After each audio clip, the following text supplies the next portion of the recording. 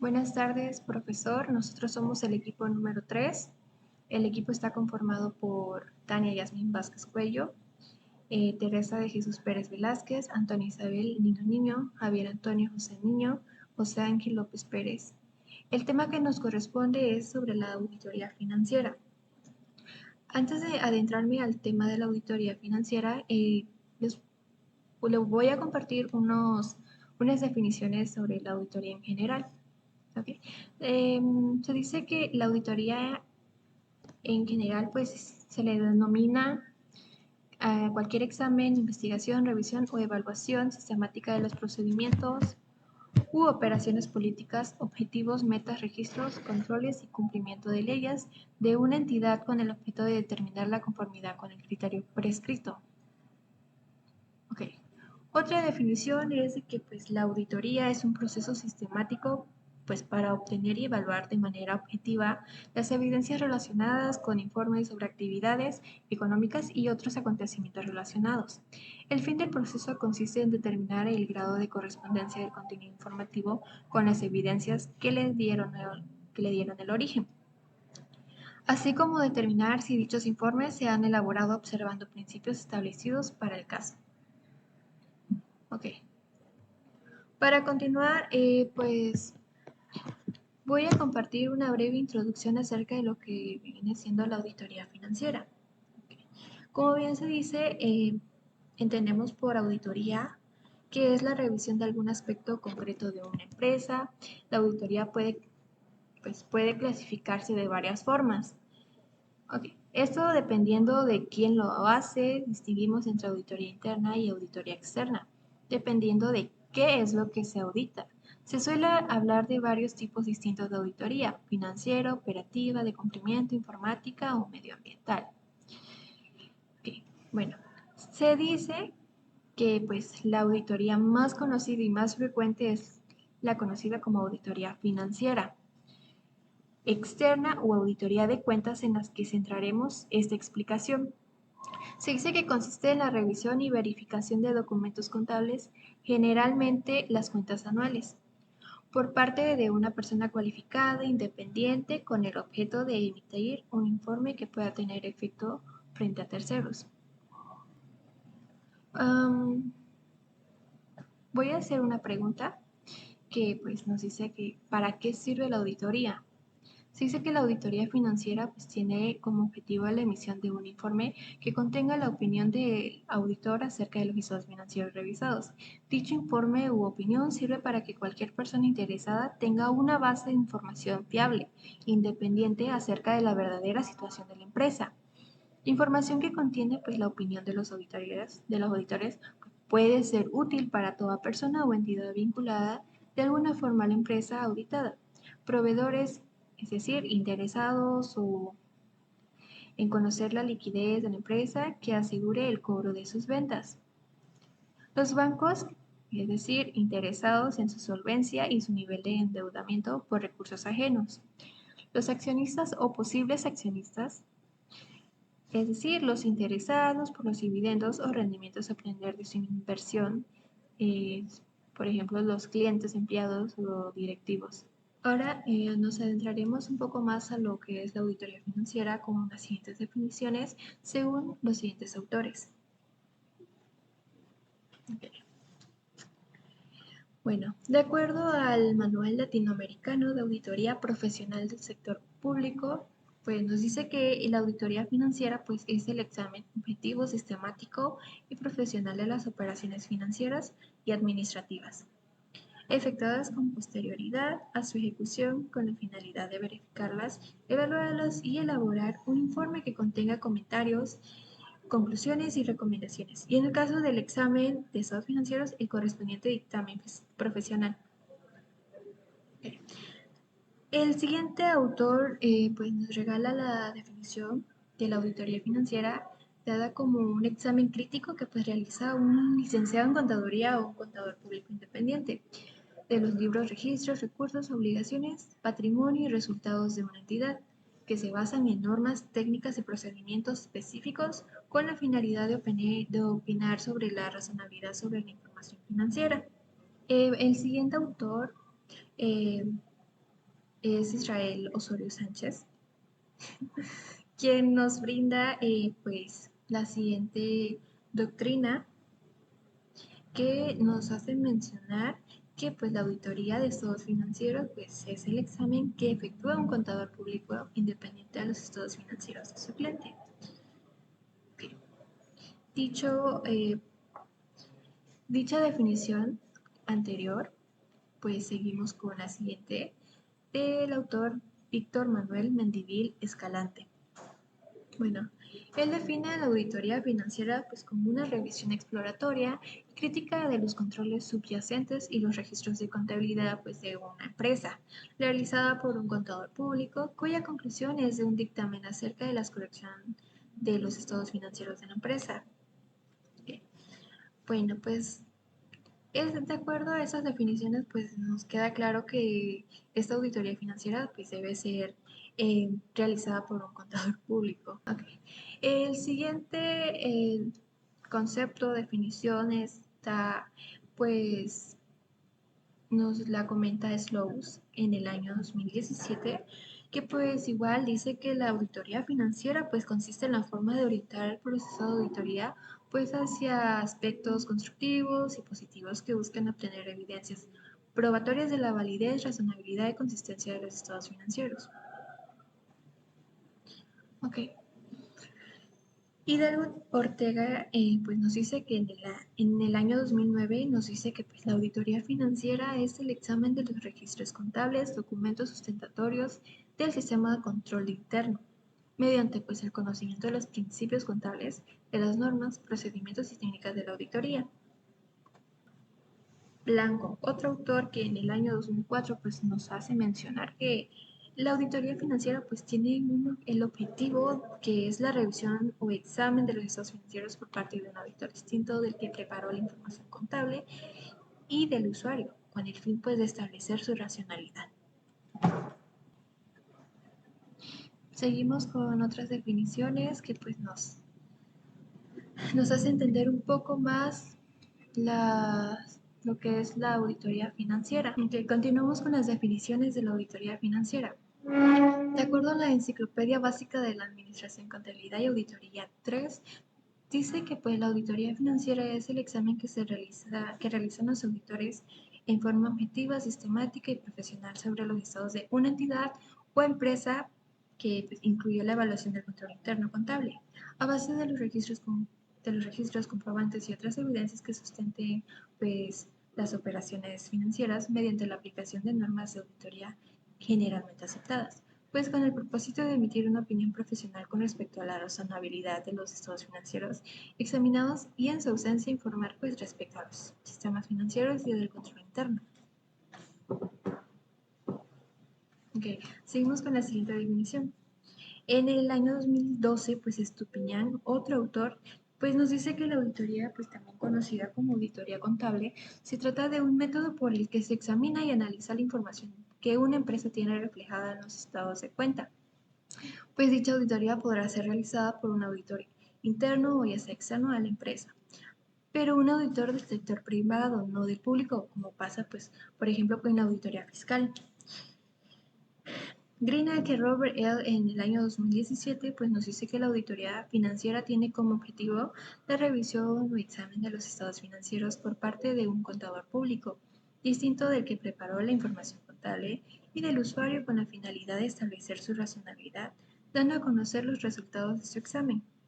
Buchan en el año 2018 nos regala la definición que dice que pues, la auditoría financiera, o más exactamente una auditoría de estados financieros, pues es la revisión de los estados financieros de una empresa o cualquier otra persona jurídica, o sea, es decir, incluyendo los gobiernos, con base a una serie de normas previamente establecidas, dando como resultado la publicación de una opinión independiente sobre si los estados financieros son relevantes, precisos, completos y presentados con justicia. Los siguientes autores, Cashin J. Nedwick P. y Levy J. en el año 2013, Pues dicen que consideran a la auditoría como un examen sistemático de los estados financieros, registros y transacciones relacionados para determinar la adherencia a los principios de contabilidad, generalmente aceptados a las políticas de dirección o a los requerimientos establecidos. Ok, a continuación mi compañera Tania Yasmin. Bueno, a continuación presentaré los antecedentes de la auditoría financiera, pero para eso primero hay que ver cuál es el origen de la auditoría financiera. De hecho, la palabra auditoría proviene del término latino audire, que significa oír, y el sustantivo latino auditor significa el que oye. Entonces, pues se puede decir que el origen de la auditoría proviene de quien demanda el servicio y el servicio de auditoría lo solicita cualquier persona física o moral que realice alguna actividad económica. La auditoría da la certeza a esa persona física o moral sobre la forma y el estado que guarda el negocio. La reseña de la historia de la auditoría es que en los registros contables tuvieron su origen alrededor del año 400 a.C. En las civilizaciones del Oriente, pues empezaron a establecer gobiernos y negocios de manera organizada, lo cual pues desde un inicio se exigía que los gobiernos se preocupen por llevar las riendas de las cuentas de entradas y salidas de dinero, como un impuesto que se tenía que recaudar, en el cual se establecieron los controles, incluyendo auditorías para disminuir errores y fraudes por parte de los funcionarios. Antes de 1500 existieron dos tipos de auditoría, que fue en el reinado de Eduardo I, según los escribas. Aquí se encargaban de registrar las transacciones. Mientras tanto, se fue dando en Gran Bretaña un deseo incesante de conocer y detectar fraudes.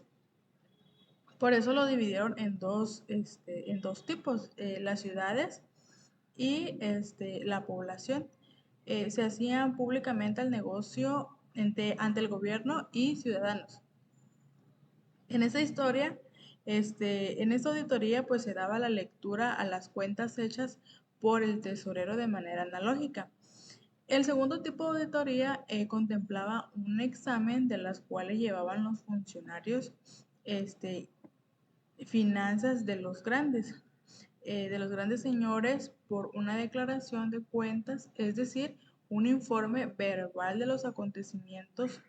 Y para el siglo XVII, a finales del siglo XVII, aquí se propuso la primera ley en la que se prohibía que los funcionarios actuaran como auditores de sus mismas funciones. Actualmente en México, en 1959, se regulan las cuentas por medio de un dictamen. Y a partir de este año, la contabilidad y la auditoría dieron un giro más amigable para los gerentes, puesto, puesto que esta permitió que se evaluaran todos los sistemas contables y financieros. Pues en la cual las primeras auditorías aquí se enfocaban básicamente en la verificación de los registros contables, en la protección de los activos, en el descubrimiento y prevención de fraudes. Aquí el auditor era considerado como un revisor de cuentas. Y pues con el paso del tiempo se extendió esta revisión a aspectos tales como la revisión de la eficiencia de los empleados, procedimientos administrativos, actualización de políticas. Pues da el origen a una auditoría interna. Ahora, en los antecedentes legislativos, en 1929 fue cuando cayó la Bolsa de Valores en Nueva York. Bueno, el origen de este procedimiento de auditoría en un principio tuvo grandes aportaciones e implementaciones en el ámbito comercial que pues originó una cadena de fraudes, que esto fue lo que produjo una quiebra en el sistema financiero y provocando aquí la caída de la Bolsa de Valores en Nueva York en 1929. En 1993, en 1933, a la Ley de Valores de 1933 fue complementada con una ley de intercambio de valores en 1934. Este fue con el propósito, pues, de que se revirtiera a un fenómeno similar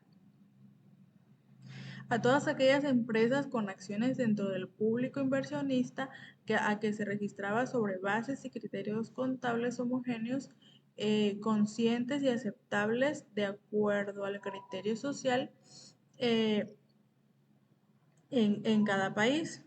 Asimismo, también se estableció que los estados financieros deberían ser examinados anualmente por contadores públicos independientes, los cuales tendrían que actuar pues conforme a las normas y los procedimientos de auditoría generalmente aceptados. A continuación, mi compañera seguirá con el siguiente tema. Bueno, yo me llamo Teresa de Jesús Pérez Velázquez y voy a seguir con la exposición de los y a mí me tocó lo que es los ciclos de auditoría. Bueno, el ciclo, como su nombre lo dice, pues son lo que son los sucesos o son las fases o sucesos por las cuales pase un fenómeno. Entonces, es decir, en esto lo que es ciclos de auditoría, pues va a ser las fases donde el auditor va a pasar para determinar los resultados. Y pues ahí lo dice que tiene como el objetivo de comprobar que los datos financieros de una empresa sean válidos, exactos, es decir, que reflejan con confiabilidad la situación económica de la firma. Pues como ya comentaba, pues el objetivo es que acá se va a comprobar que los contenidos que tengan las hojas de trabajo sean los correctos. Como también un ciclo de auditoría es un procedimiento por el cual se busca verificar la fiabilidad de la información financiera presentada por una compañía. Esto previamente a la publicación de su resultado. Pues como bien, pues ya como lo estoy diciendo, pues es el procedimiento por lo cual el auditor va a buscar o va a ver que sean los correctos. Más que nada, pues fiabilidad se trata de que la información que tenga que sea segura, que sea la correcta, que sea pues precisa. Y pues la idea de llevar a cabo este ciclo contable es identificar y notificar cualquier cuestionamiento o inconsistencia de los estados financieros. Pues con inconsistencia se refiere a que los documentos, en este caso las hojas de trabajo, no tengan alteraciones, que veamos que sean las hojas de trabajo que deben ser, y pues ya con la, supongamos, con la comprobación del auditor, pues para que sean los correctos. Y pues un ciclo de auditoría cubre los pasos que toma un auditor para garantizar que la información financiera de la empresa sea válida. Un ciclo de auditoría puede requerir que se realicen diferentes tareas en diferentes momentos. Pues como bien sabemos, lo que son las auditorías se determinan a un ejercicio, es decir, a un año. Entonces prácticamente durante ese año podemos ir viendo lo que son los inventarios. No necesariamente tiene que ser hasta el mes que se cierra el ejercicio. Entonces pueden ser en algunos otros meses, como por ahí dicen los ejemplos, como el inventario se puede contar en octubre y las cuentas por cobrar se liquidarán en noviembre. Pues podemos ir viendo también. No necesariamente tenemos que dejar todo el trabajo hacia el final. Podemos ir haciendo cortes durante los años, durante el año. Y pues las fases del ciclo de auditoría son 5.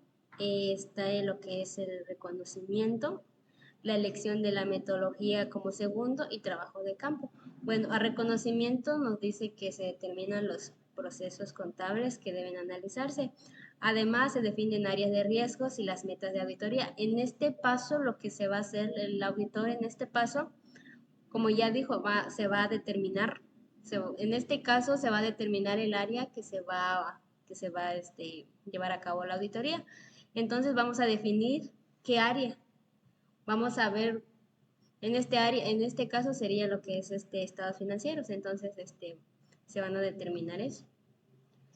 Y el segundo paso, la elección de la metodología. Acá se decide cómo se recopilarán los datos entrevistas, encuestas, presentar solicitudes de información. En este caso, lo que son la auditoría de estados financieros, lo que son de los clientes, pues acá pues tenemos que recopilar algunos datos como que son de los clientes, tenemos que recopilar esos datos de las cuentas por cobrar, tenemos que recopilar los datos de los proveedores también. Entonces, en este caso vamos a elegir o vamos a implementar una estrategia cómo vamos a traer esos datos para que esos datos vengan a nosotros, ya teniéndolo, pues analizarlo. Pero acá se van a implementar qué estrategias o cómo vamos a hacer para que esos datos lleguen a nosotros o llegue al auditor. Y pues lo que es el tercer, la tercera fase es el trabajo de campo. Acá es la recolección y análisis de los datos requeridos. Se prueban y comparan las muestras obtenidas.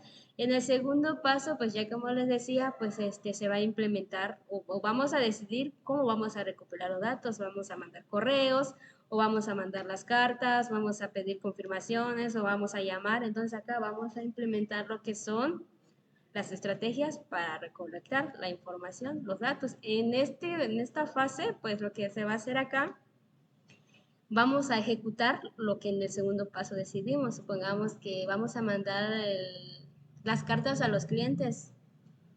Entonces, en este trabajo de campo, vamos a ejecutar ese plan. Todo lo que ya se planeó hacer o las estrategias que se va a implementar en esta fase, vamos a ponerlo a prueba, vamos a ejecutarlo. Es decir, entonces acá nos dice que es la recolección y análisis de los datos. Se prueban y comparan las muestras obtenidas.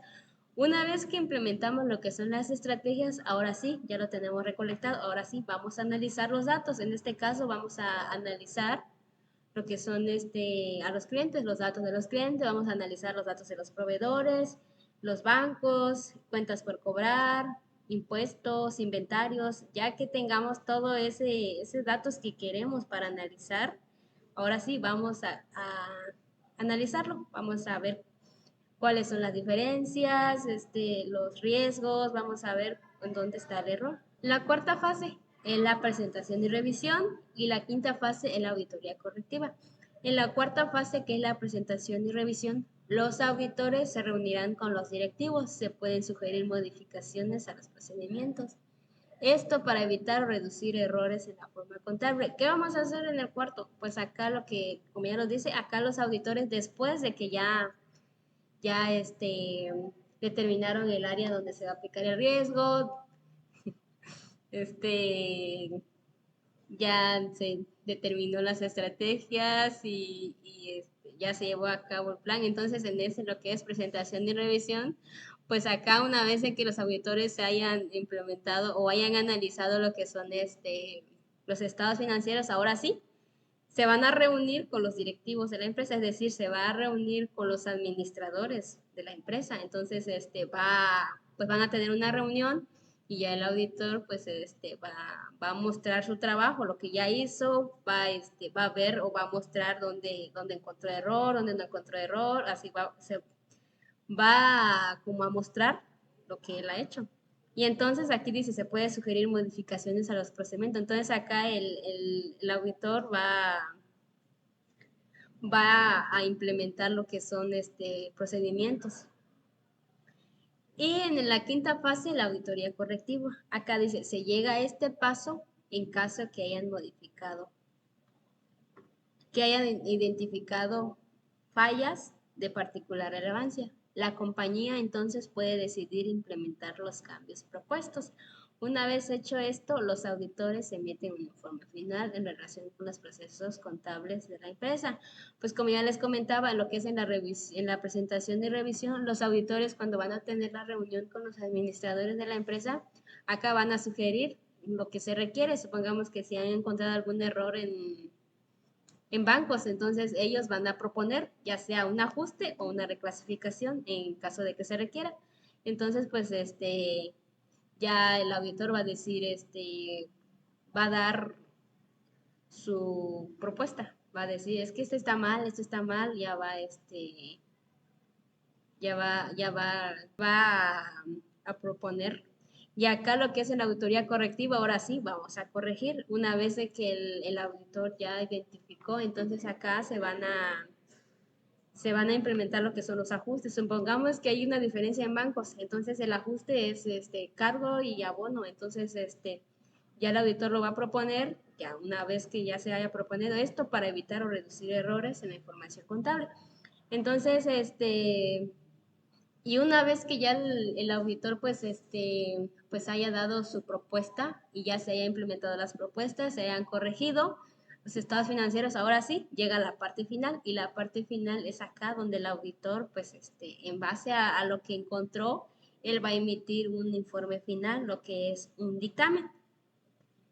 Y pues ya en este paso, pues ya lo que es la información la información que contiene los estados financieros, supongamos, ya va a ser aprobada por el auditor. Pues conclusión clave, pues ya como les comentaba, pues en el proceso contable utilizado por un auditor para garantizar que la información financiera de una empresa esté precisa. Como ya les mencioné, el objetivo es que el auditor implemente esta revisión del estado financiero, es para que al final esa información ya sea aprobada por él, entonces esa información, supongamos, es la correcta, ya es la precisa, ya es segura, ya es una información segura.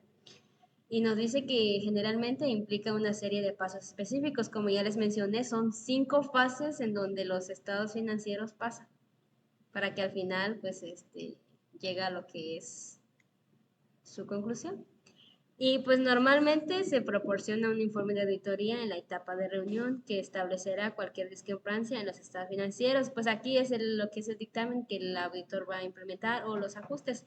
Pues ya como les dije, pues cuando ya el auditor encuentra alguna discrepancia en el estado financiero, pues ya implementa algún ajuste o reclasificación, y al final emite un informe.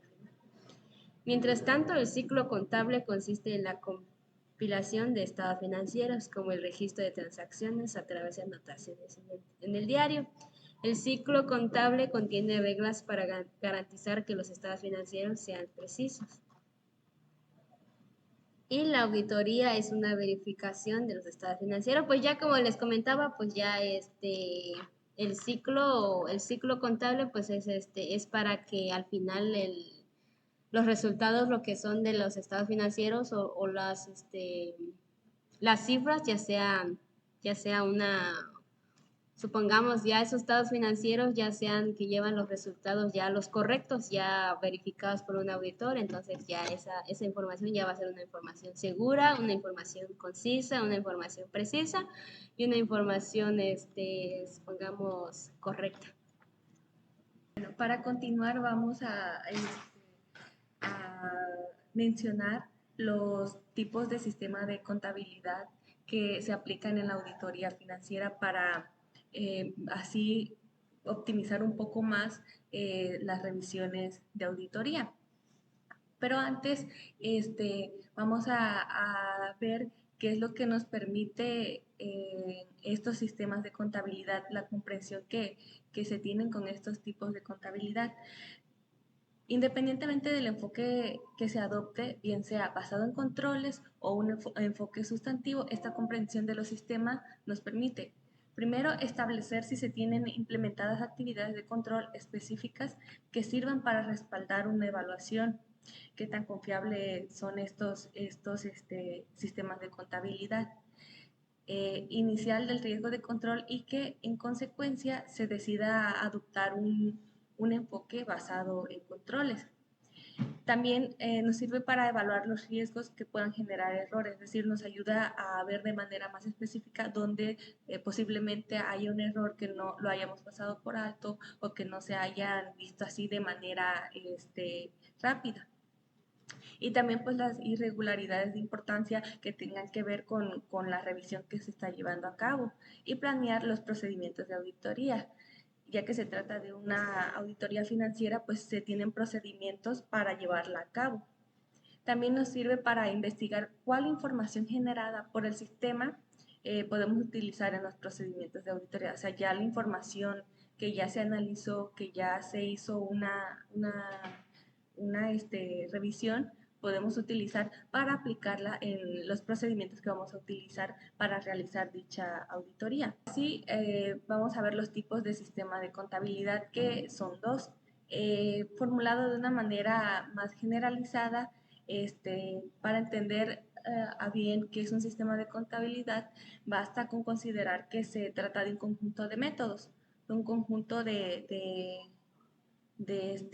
técnicas para que podamos observar el flujo de recursos dentro de una empresa, que es la que la estamos auditando, sea por medio de ya sea un Excel, un software contable o cualquier otra opción disponible, como por ejemplo Aspelcoy, Compact y Nómina, Contalink, entre otros sistemas o software que nos sirven para llevar a cabo la auditoría financiera, o pues cualquier otra opción que esté disponible y que nos permita realizar la auditoría de la empresa. Sin embargo, al ser un criterio tan extenso, es preciso destacar que estos sistemas se pueden a su vez pues dividir en dos partes, que son la contabilidad de costos y la contabilidad financiera externa, que es donde están más enfocado la auditoría financiera, para poder enfocarse en analizar determinadas situaciones, de modo que en función de los datos empleados, los sistemas se consideran en los siguientes grupos. El primero es la contabilidad de costos, que pues esta área se encarga de la contabilidad general, o sea, de toda la empresa, de todos los gastos que incurren en esta empresa y que nos ayudan para que la empresa funcione, como los costos de venta, los costos de producción, etcétera, para mantener la actividad y los ingresos que estos representan. Dentro de estos datos se considera el volumen de producción, que es a lo que se dedica la empresa. O sea, es donde se lleva a cabo la mano de obra, donde se va a ver la eficacia que se tiene aplicando pues los elementos que tenemos disponibles para generar productos o servicios dependiendo del giro de la empresa. El uso de recursos y todo tipo de gastos necesarios, como transporte, pagos a empleados o costos de materias primas. Por ejemplo, los gastos administrativos, que es el sueldo de los trabajadores, pago de viáticos, etcétera. Y costos de materia prima, que son los elementos tangibles o intangibles que se tienen que utilizar para que una producción se lleve a cabo, para que la empresa pueda ofrecer esos productos y sacarlos al mercado. Por otro lado está la contabilidad financiera externa, pues aquí se evalúan todos los datos que serán compartidos con la empresa y con agentes externos interesados. Es decir, ya el sistema va a brindarnos o a brindarles información a los auditores, que van a tomar una decisión y se la van a compartir a todos los interesados de, este, de información que obviamente tiene que ver con la empresa, y pues con otras personas que ajenas a la empresa, pero que estén interesados en saber cómo está la empresa financieramente, si es rentable, si tiene producción, si tiene ventas, cómo están sus gastos y sus ingresos. Para así pues hacer negocios, para ver si les conviene hacer negocios o no con esta empresa. También la solvencia de la empresa, los recursos con los que cuenta en la bolsa, o con los recursos que esta empresa se mueve, sus créditos, si está apta para recibir un crédito o no, o si no es rentable, y el estado de su actividad comercial o su capital, con lo que cuenta la empresa, sus recursos. En este ámbito se suele utilizar un software ERP que permite tener datos del área contable organizada, es decir, dónde están todos los datos almacenados que tenga que ver con la empresa. Vamos a mencionar algunas características importantes con los que debe de contar un sistema contable para que pueda ser aplicado y utilizado dentro de la empresa, ya que al tratarse de información confidencial de la empresa, pues debe de ser o debe de utilizarse un sistema de contabilidad que sea que no comprometa a la empresa o que sea que no contenga algún virus que pueda evidenciar que la empresa su información financiera. Para ello, el sistema contable debe ser confiable. ¿Por qué? Porque para entender qué es un sistema de contabilidad es clave conocer que debe tratarse de una estructura informativa en la cual sea posible basarse.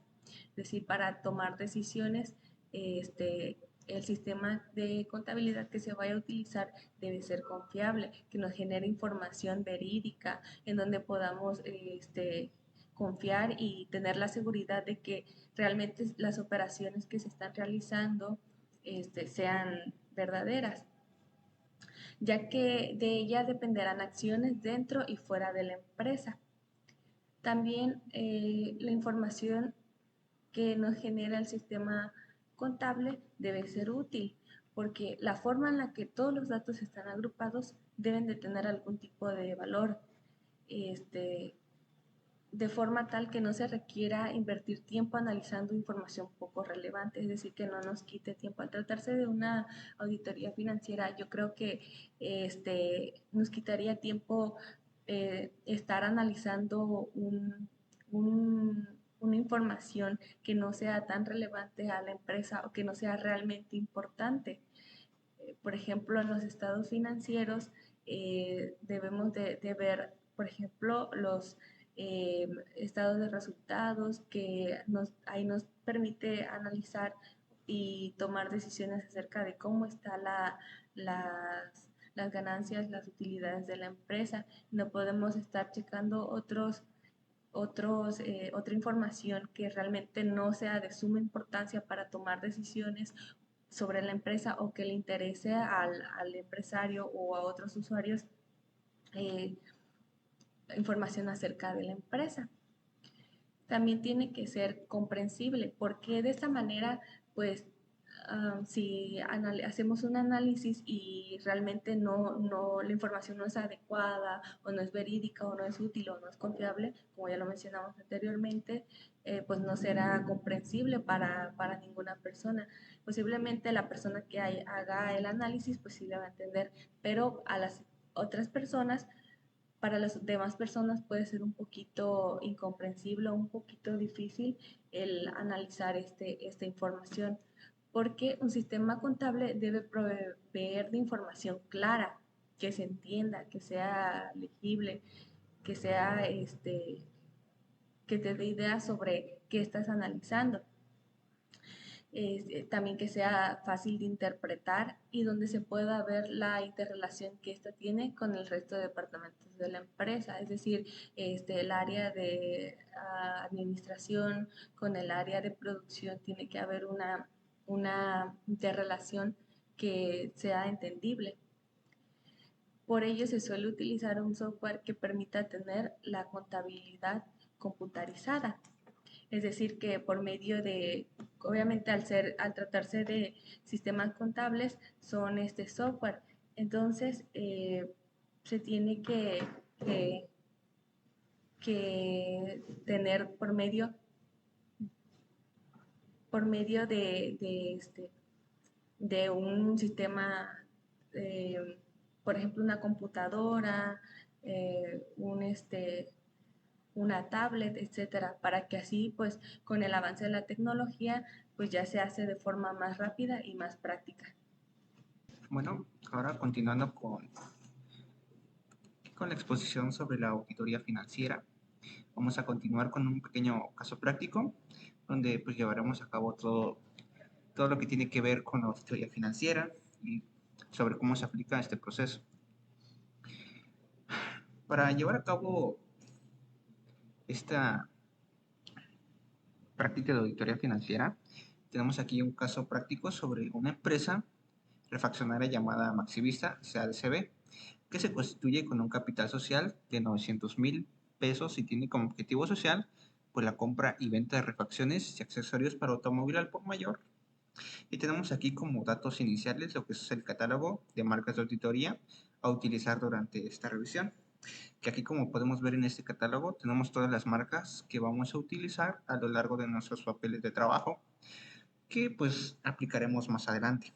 Aquí, por ejemplo, tenemos HT, que es cotejado contra la hoja de trabajo, AJ, que es una propuesta de ajuste que nos servirá más adelante, RC, que es una propuesta de reclasificación, las palomitas, por ejemplo, que son sumas y restas correctas o cálculos verificados, la M, que es cotejado contra el libro de mayor, A cotejado contra el libro auxiliar y demás marcas que podemos analizar aquí.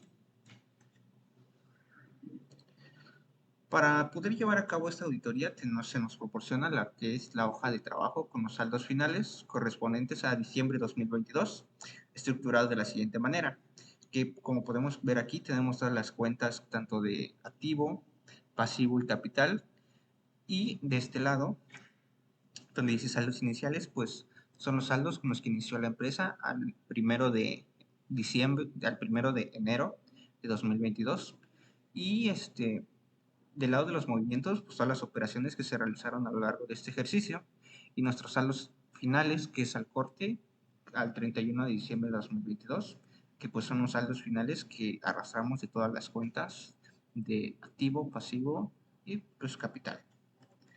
Ahora, para llevar a cabo esta auditoría, esta práctica de auditoría, vamos a analizar primero lo que es la cuenta de bancos, la cual nos dice que, de conformidad con el programa de auditoría, para la cuenta de bancos se revisarán dos cuentas que integran el saldo final, que se realizarán el corte de chequeras.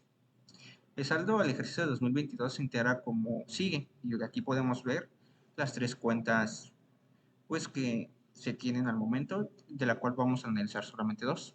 Tenemos aquí la cuenta de Bancomer, que nos dice que en contabilidad tenemos un saldo de 12,690 pesos. Pero en el estado de cuenta al final tenemos un saldo de 6,980 pesos. La cuenta de Banamex, que en contabilidad tenemos un saldo negativo de menos 150,395 pesos, pero en el estado de cuenta tenemos 40,295. Y la cuenta de Santander, que en contabilidad tenemos un saldo negativo de 83,759.59 pesos, pero en el estado de cuentas nos dice que tenemos un saldo de 3,750. Para poder realizar pues esta auditoría solamente nos vamos a enfocar en la cuenta de Bancomer y la de Santander. Lo primero que tenemos que hacer es integrar en una cédula pues nuestros saldos, en esta cédula sumaria que tenemos aquí, en donde pues aquí esta va a ser nuestra hoja principal, se podría decir, y aquí pues vamos a enmarcar en este apartado que dice subcuentas pues nuestras tres cuentas de bancos y el importe, el que está marcado en contabilidad. Y pues la suma de las tres cuentas nos da un saldo de 221,464.57 pesos. Y esto se supone que debe estar cotejado contra el libro mayor y las otras tres cuentas cotejadas contra los registros de auxiliar. Y las sumas de las tres cuentas pues tiene que dar una suma correcta. Ahora continuando. Para analizar la cuenta de Bancomer se nos dice lo siguiente, que la empresa no contabilizó los siguientes cargos. Tenemos que el 17 de noviembre no se cargó una comisión bancaria, igual que el 17 de noviembre no se cargó un IVA por esta misma comisión, y el 23 de noviembre no hubo un cargo por interés bancario. Por otro lado, tenemos depósitos no operados por el banco al 31 de diciembre de 2022, que son los registros que no registró el banco propiamente. Entonces tenemos que al 28 de diciembre el banco no registró ventas del día incluyendo el IVA por 14,280 pesos, operado el día 12 del 01 de 2022. También tenemos que el 30 de diciembre se hizo una cobranza del señor Juan Tobías, cliente, por 2,000 pesos, preparado el día 8 del 1 de 2022. También tenemos cheques en tránsito. Tenemos el cheque número 1256 al 25 de octubre de 2022 a favor del señor Roberto Pérez por 1,960 pesos, cobrado el día 13 del mes 1 del 2023. También tenemos el cheque número 1288 expedido el 17 de noviembre de 2022 a favor de Filtros y Partes S.A. por un monto de 7,630 pesos, cobrado el día 6 de enero de 2023.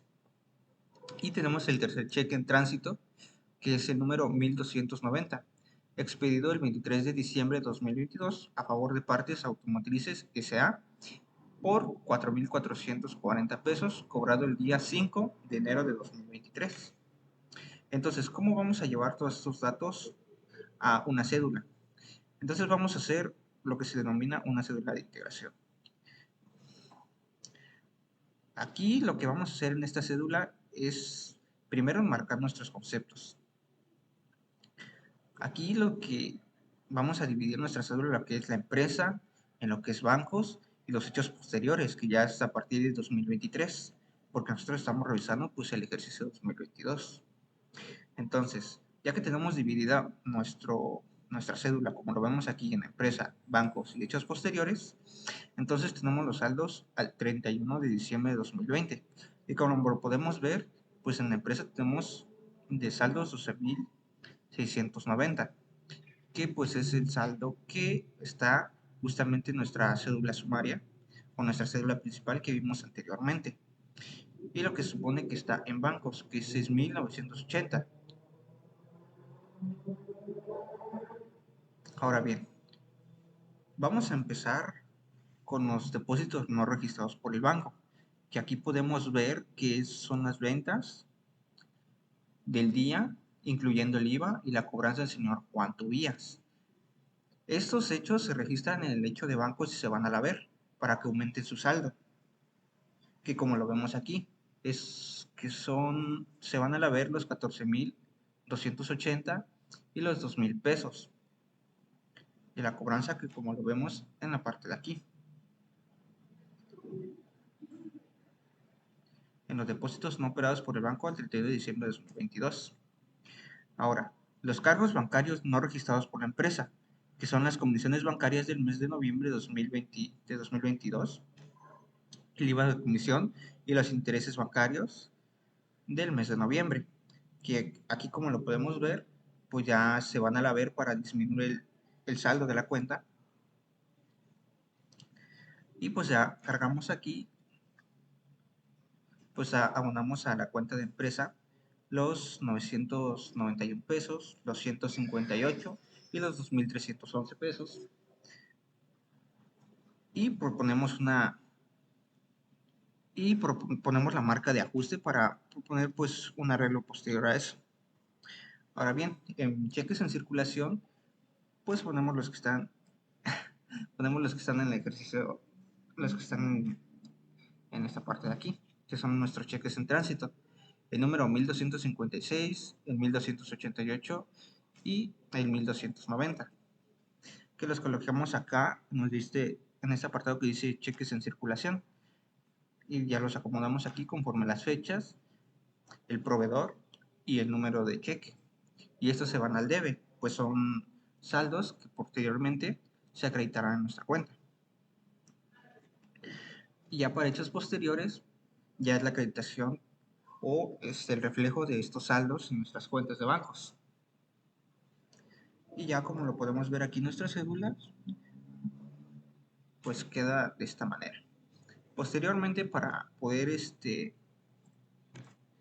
proponer nuestro ajuste, tenemos esto, que para poder cargar nuestros gastos financieros por intereses bancarios, pues tenemos que primero cargar a gastos financieros, intereses bancarios y abonar a bancos. Por este concepto de aplicación de intereses a cargo y no reflejados por la empresa según conciliación de auditoría por el monto de los 2,311 pesos. Nuestra segunda propuesta de ajuste sería por gastos financieros, comisiones bancarias, IVA acreditable y abonamos a bancos. Por este concepto se va a aplicación de conceptos no registrados por la empresa según conciliación de auditoría. Y aquí pues abonamos los 991 pesos, los 158 que tenemos aquí, que son los depósitos no registrados, los cargos bancarios no registrados por la empresa, que esta es pues nuestra propuesta de ajuste. Ahora, ya que terminamos de revisar la cuenta de anterior, vamos a continuar con la cuenta de Santander. Aquí para esta cuenta nos dice que tenemos depósitos no operados por el banco el 31 de diciembre de 2022. Tenemos al 28 de diciembre un pago al señor Juventino Elías por 1,680 pesos, operado el 2 de enero de 2023. Tenemos cheques en tránsito. El cheque número 1258 expedido el 25 de septiembre de 2022 a favor de Bancomer por 47,140.43, el cual está integrado de la siguiente manera. Pago de crédito bancario por la cantidad de 42,000 pesos más intereses de 5,140.43 cobrado el día 10 de febrero de 2023. Y tenemos otro cheque, el número 1260, expedido el 28 de diciembre a favor de Almacenes Industriales S.A. por 42,929.14 pesos, cobrado el 17 de febrero de 2023. Y tenemos cargos no registrados por la empresa al cierre. Al 17 de diciembre, un cargo por comisión bancaria por 880 pesos que incluye IVA. Entonces, pues nuestra cédula queda de la siguiente manera. Tenemos los saldos al 31 de diciembre de 2022. Los depósitos no registrados por el banco al señor Juventino Díaz, que lo abonamos a bancos de este lado de la cédula, en el apartado de bancos, que como ya analizamos anteriormente, ponemos pues los saldos del haber, pues colocamos los saldos que debe haber en la empresa y en bancos, que está pues ligado a la cédula A2, que es donde están pues todos los saldos de nuestras cuentas de bancos. A la vez ponemos nuestros cargos bancarios no registrados por la empresa, que son pues nuestra comisión bancaria y el IVA por comisión, y pues ya lo tenemos aquí, que son los 759 pesos y los 121, y para esto proponemos pues, un ajuste para arreglar estos saldos de la cuenta de bancos. Nuestros hechos posteriores, como ya habíamos dicho anteriormente, ya es cuando se hace pues efectivamente el cobro del cheque y ya se registra en nuestra cuenta de bancos. Entonces tenemos aquí nuestra suma total de estas cuentas y pues así queda nuestra cédula. Posteriormente tenemos que proponer un ajuste para estas comisiones bancarias, que es gastos financieros, comisiones bancarias, IVA acreditable y bancos, los 759 pesos y los 121 pesos, abonando a bancos los 880, y por este concepto es aplicación de conceptos no registrados por la empresa según conciliación de auditoría. Y ya pues nuestras marcas propuestas anteriormente, que es propuesta de ajuste, sumas y restas correctas, cálculos verificados y cotejado contra el estado de cuenta bancaria, que son las cuentas, las marcas que tenemos aquí. Ahora, ya que analizamos pues las cuentas de bancos, pues vamos a seguir con las cédulas de pagos anticipados. Profesor, pues bien, continuamos con el caso práctico. En este caso vamos a ver lo que es el rubro de pagos anticipados, enfocándonos en lo que sería el anticipo de impuestos. Bien, nos dice que el anticipo de impuestos tiene un saldo al 31 de diciembre de 2020 de 191.031.08 centavos. Viendo lo que es la primera parte, que sería aquí, nos digamos el saldo. Bien, ahora pues esa cuenta de anticipo de impuestos se divide por subcuentas, que sería el impuesto sobre la renta y el YETU, que es un impuesto que ya no está en esas fechas. Ahí nos dice el saldo de cada cuenta. ¿Y qué vamos a hacer primero? Primero vamos a ver lo que son los datos de la declaración anual. ¿Por qué nos estamos enfocando también en 2020? Porque al ser esta una persona moral, los pagos provisionales de los primeros meses se hacen con el coeficiente de utilidad del, del año anterior. Entonces, nos dice que eh, como utilidad fiscal tuvieron en 2020 280.415, en 2021 320.024 pesos. En 2020 amortizaron una pérdida que fue de 64.823, que por lo visto en 2021 pues en lo que fue 2020 se acabaron esa pérdida, ese remanente, y pues ya no había nada para 2021. En el resultado fiscal, en 2020 se tiene 215.592 y en el 2021 320.024. Los ingresos acumulables fueron en el 2020 de 4.643.533. En el 2021 fueron de 3.660.843. Los ingresos nominales fueron 4.515.539 en 2020 y en 2021 fueron 3.585.283. Y el ajuste anual por inflación, que ¿por qué se está separando? Porque eh, la fórmula para determinar el coeficiente de utilidad toma en base a los ingresos nominales, no a los ingresos acumulables. Entonces se separa solo como dato informativo, que en 2020 son 127.994 y en 2021 75.560. Guiándonos en la fórmula, pues, que es la utilidad fiscal entre ingresos nominales, en el 2020 salimos con un coeficiente de utilidad de 0.0621, que ese se tendría que venir usando en el ejercicio 2021 y y el del 2021 salió con 0.0920, que aumentó. Bien, ahora pues ese es un resumen de los pagos de impuestos que se hicieron en ese ejercicio, lo que es el ejercicio, y ahí se puede ver el tipo de impuesto que es ISR IVA, después lo que es el ISR sobre salarios, el ISR sobre las retenciones que se le hacen sobre honorarios y las retenciones que se hacen sobre el arrendamiento. Eh, Eso es las retenciones que se hacen sobre el IVA. Esa es la suma de todos los impuestos y ese es el subsidio que ahí se está acreditando contra todo lo demás, solo como resumen para saber cuánto fue lo que se pagó en total, que sería esto en cada mes. Esto.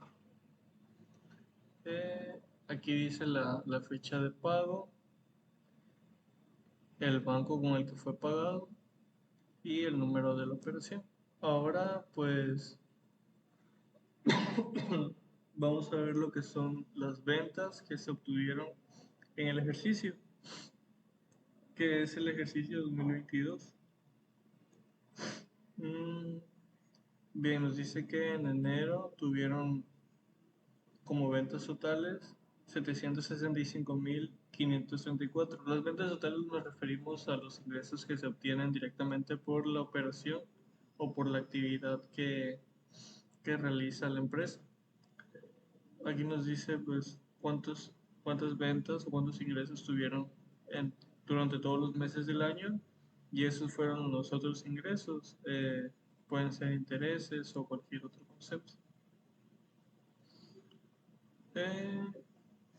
Y aquí pues viene la suma de todos los ingresos y ese es el saldo acumulado. Saldo acumulado para los ingresos acumulables, que en enero se supone que hay 769,000, que es la suma de este más este.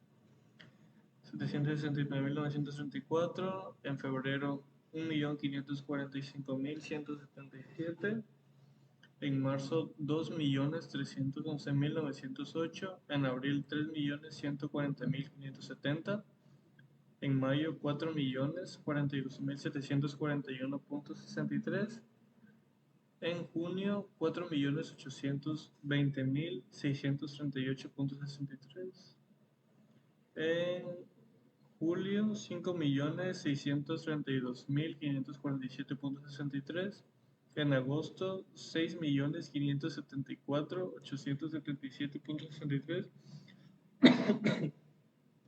en septiembre 7.494.169.63, en octubre 8.450.941.63, en noviembre 9.439.974.63 y ya en diciembre el acumulado anual son 10.570.103.76.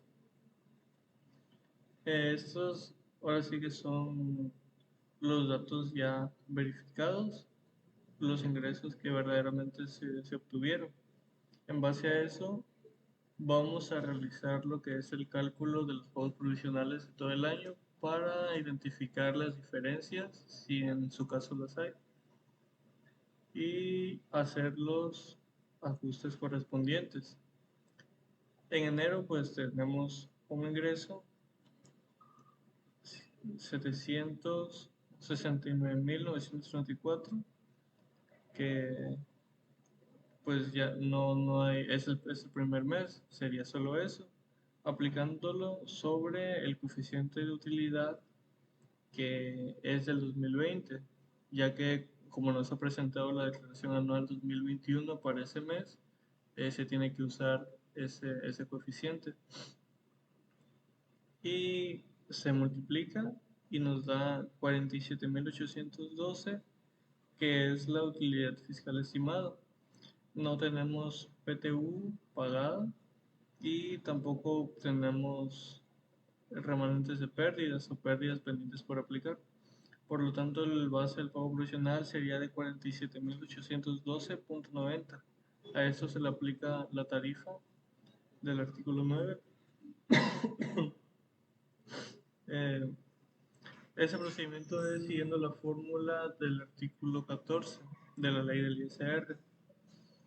Y tenemos que no hay pagos provisionales efectuados con anterioridad, entonces el pago provisional a cargo sería de 14.344 ya redondeado. En febrero tenemos que el ingreso mensual fue de 775.243, sumándolo con el ingreso acumulado en enero nos da ingreso total de 1.545.177. Al igual se le aplica la tarifa es el coeficiente de utilidad de 2021 y nos da una utilidad fiscal estimada de 95.955.49. Tampoco tenemos PTU ni pérdidas pendientes, por lo tanto la base del impuesto sería esa misma. Aplicándole el porcentaje del artículo 9, la tasa del artículo 9 que es de 30%, tenemos un ISR a cargo de 28.786.65. A ese sí le descontamos el pago provisional hecho con anterioridad y nos da que es de 14.344 y nos da lo que es el pago provisional de ese mes de 14.443. En marzo tenemos un ingreso de 766.731. Acumulado sería, ingreso acumulado a marzo, sería 2.311.908. En este caso ya se usa el coeficiente de utilidad del 2021, ya que el pago provisional de marzo se presenta en el siguiente mes y en este caso es una persona moral, ya se presentó la declaración anual del ejercicio anterior, sería 2021. Nos da una utilidad fiscal estimada de 212.695.54. Dentro del ejercicio no vamos a tener PTU ni pérdidas fiscales, entonces la base vendría siendo la misma, que sería 212.695.54. Se le aplica la tasa del 30% del artículo 9 y nos da un ISR a cargo de 63.808.66. A eso se le descuentan los dos pagos provisionales hechos con anterioridad, que son los 28.786.65. Ya redondeado, quedaría como ISR a pagar de marzo de 35.022.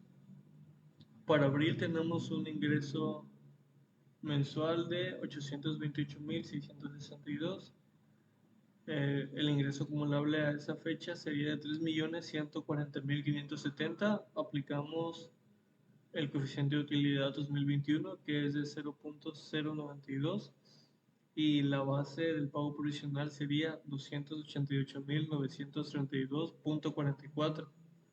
A eso se le aplica la tasa del 30% y nos da un ISR cargo de 86.679. Se le disminuyen los pagos provisionales hechos con anterioridad y tenemos que son 63.808.66. Por lo tanto, el ISR a pagar de abril sería de 22.871. Ahora vamos con mayo. En mayo el ingreso mensual fue de 902.171.73. El ingreso acumulable a esa fecha es de 4.042.741.63. A esto le aplicamos el coeficiente de utilidad y nos da una base de 371.932.23. A esto se le aplica la tarifa del 30% y el ISR a cargo es de 111.579.67, menos los pagos provisionales hechos con anterioridad, que son de 86.679.73, y nos da un ISR a pagar en mayo de 24.900.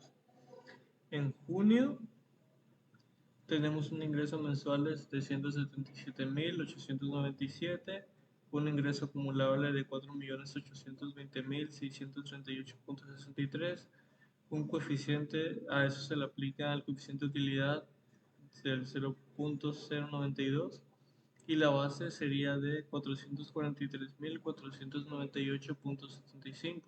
A eso se le aplica la tasa del 30% y el ISR a cargo sería de 133.049.63 menos los pagos provisionales efectuados con anterioridad, que son de 111.579.67, y el ISR a pagar en junio es de 21.470. En julio el ingreso mensual es de 811.909. El ingreso acumulable a esa fecha es de 5.632.547.63. Aplicándole el coeficiente de utilidad nos da una base de 518.194.38. Aplicándole la tasa del 30% nos da un ISR a cargo de 155.458.31, menos los pagos provisionales efectuados con anterioridad, nos da un ISR a pagar en julio de 22.409. En agosto el ingreso mensual es de 942.330. El ingreso acumulable a esa fecha es de 6.574.877.63. Aplicándole el coeficiente de utilidad nos da una base de 604.888.74. Aplicándole la tasa del 30% nos da un ISR cargo de 181.466.62. Menos los pagos provisionales efectuados con anterioridad, que son de 155.458.31. El ISR mensual a pagar es de 26.008. En septiembre tenemos... batería baja. En septiembre tenemos un ingreso mensual de 919.292. El ingreso acumulado de esta fecha es de 7.494.169.63. Aplicando el coeficiente de utilidad, tenemos una base para el impuesto de 689.463.61. Aplicándole la tasa el 30% nos da un ISR a cargo de 206.839.08, menos los pagos provisionales efectuados, que son de 181.466.62, lo que nos da un ISR a pagar mensual de 25.372. En octubre el ingreso mensual fue de 956.772. El ingreso acumulable de esa fecha es de 8.450.941.63. Aplicando el coeficiente de utilidad nos da una base del impuesto de 777.486.63. Aplicándole la tasa del 30% nos da un ISR a cargo de 233.245.99. menos los pagos provisionales efectuados con anterioridad, que son de 206.839.08, nos da un ISR mensual a pagar de 26.407. En noviembre el ingreso mensual es de 989.033. El ingreso acumulable a esa fecha es de 9.439.964.63. Aplicando el coeficiente de utilidad nos da una base de 868.477.67. Aplicando la tasa del 30% nos da un ISR a cargo de 260.543.30, menos los pagos provisionales efectuados, que son de 233.245.99, nos da un pago mensual de ISR de 27.297. En diciembre tenemos un ingreso mensual de 1.130.129.13. El ingreso acumulable sería de 10.570.103.76. Aplicándole el coeficiente nos da una base de 972.449.55. Aplicándole la tasa del 30% nos da un ISR a cargo de 291.734.86, menos los pagos provisionales efectuados con anterioridad, nos da un ISR a pagar mensual de 31.192. En total, lo que se pagó de ISR en todo el año fue de 291.735.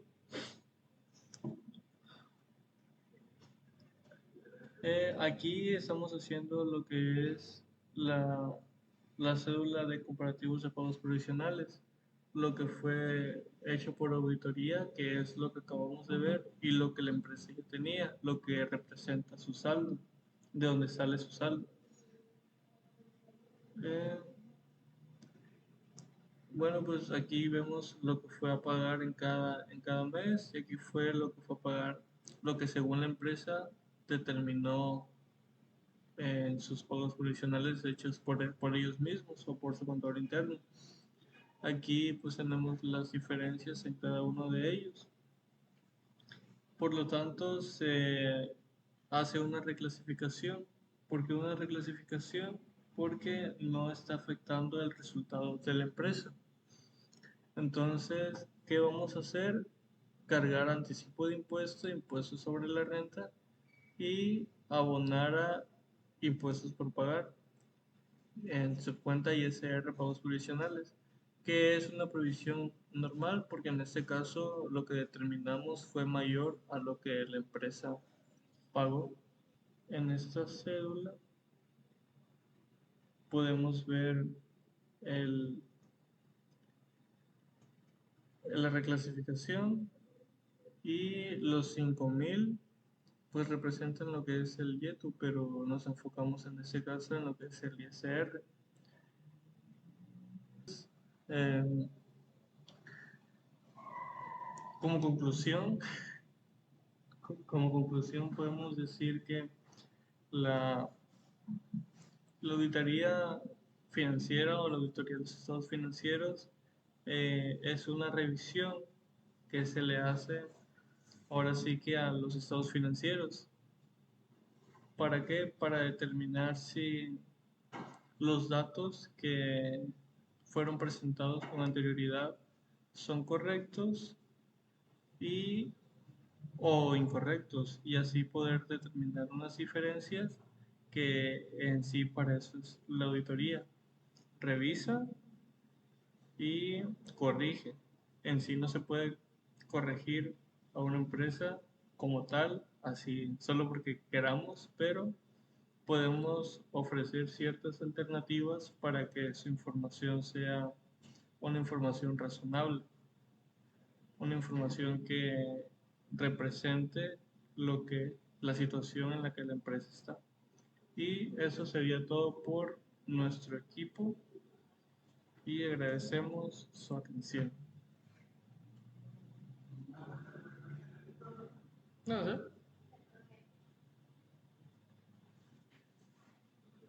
F9.